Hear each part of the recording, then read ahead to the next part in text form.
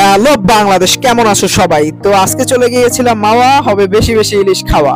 তো আমরা কয়েকজন ফ্রেন্ড ছিলাম, কয়েকজন ছোট ভাই ছিল আমাদের সাথে। তো সবাই মিলে আজকে চিন্তা করলাম যে মাওয়া যাব, মাওয়া গিয়ে ইলিশ খাবো।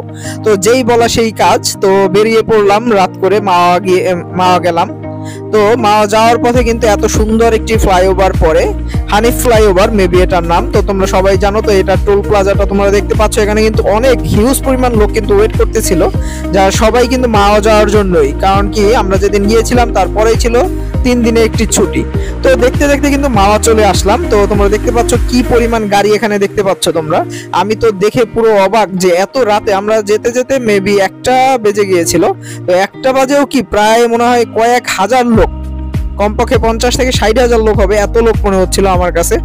তো যেতে যেতে কিন্তু চলে গেলাম মাওয়ার যে তোমাদের যেখানে আমরা আর কি ইলিশটা মূলত খাওয়া দাওয়া করি, সবাই যেখানে চেনে।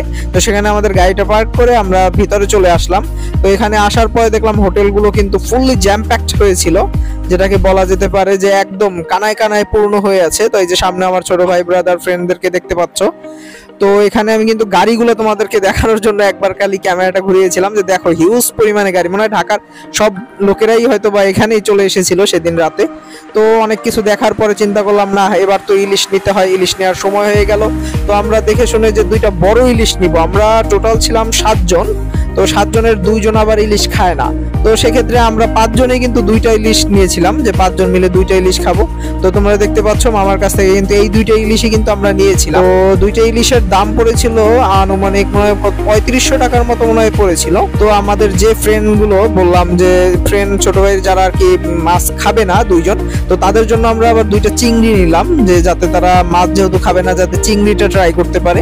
তো তাদের জন্য 2 জনের জন্য 2টা চিংড়ি নেওয়া হলো। তো আমরা পরবর্তীতে চিন্তা করেছিলাম যে সবাই কি চিংড়ি ট্রাই করবো কিনা, পরে আবার চিন্তা করলাম যে না থাক, 2 জন 2টা চিংড়ি ট্রাই করুক, আমরা না করি। তো দেখতে পাচ্ছ এরই সাথে কিন্তু আমাদের মাছ কাটা হয়ে গিয়েছে, মাছ কিন্তু মাখা চলতেছে। সাথে আমরা বেগুনও নিয়েছিলাম। তো দেখতে পাচ্ছ সরিষার তেল কিন্তু কড়াইতে দেয়া হয়ে গিয়েছে, ফ্রাই প্যান যেটাকে বলা হয় সেখানে। তো আমাদের মাছগুলো কিন্তু এই তেলেই ভাজা হবে, সরিষার তেল। তো মাছগুলো এবং বেগুনগুলো একসাথে করে মাখিয়ে নিয়ে এখানে একে একে ছাড়া হবে। তো যেমনটা দেখতে পাচ্ছ তোমরা, এখন কিন্তু বেগুনগুলো কিন্তু চুলোয় দিয়ে দেওয়া হলো কড়াইতে। তো এরপরে আগে লেসটা ভাজি করতে হবে। ও আচ্ছা, লেস কিন্তু ভর্তা হবে। হ্যাঁ, তো দেখতে পাচ্ছ এই যে কিন্তু লেস কিন্তু ভর্তা করা হয়ে গিয়েছে, মানে পেশানো হয়ে গিয়েছে। তারপর যে আমাদের ইলিশ মাছের যে তেলটা ছিল, সেই তেলও কিন্তু সেই ভর্তার ভিতরে মাখার জন্য নাকি দেয়া হয়। এটা আমি কখনো মানে দেখিনি এর আগে। তো এইবারই ফার্স্ট দেখলাম যে ইলিশ মাছের যে লেসটা এইভাবে করে ভর্তা করতে হয়।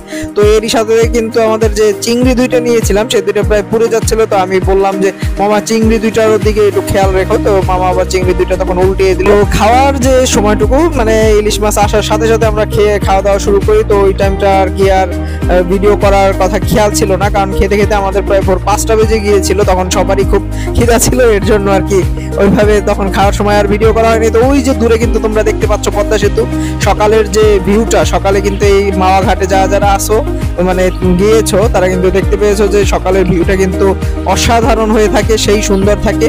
তো তার জন্য আমি সকালের ভিউটা তোমাদেরকে দেখানোর জন্য চেষ্টা করলাম। আর ফিরে আসার পথে ওখানে সামনে কিন্তু মাছের বাজার পড়ে, তো সেখানে গিয়েছিলাম এবং ডাকে মাছ কেনার একটু ট্রাই করেছিলাম। যেমনটা তোমরা দেখতে পাচ্ছ এই যে চিংড়িগুলো আমি 3500 টাকা পর্যন্ত দাম বলেছিলাম, কিন্তু তারপরও দুর্ভাগ্যবশত নিতে পারিনি। ভিডিওটি ভালো লাগলে ভিডিওটিকে একটি লাইক করে চ্যানেলটিকে অবশ্যই সাবস্ক্রাইব করে যাবেন। ধন্যবাদ সবাইকে।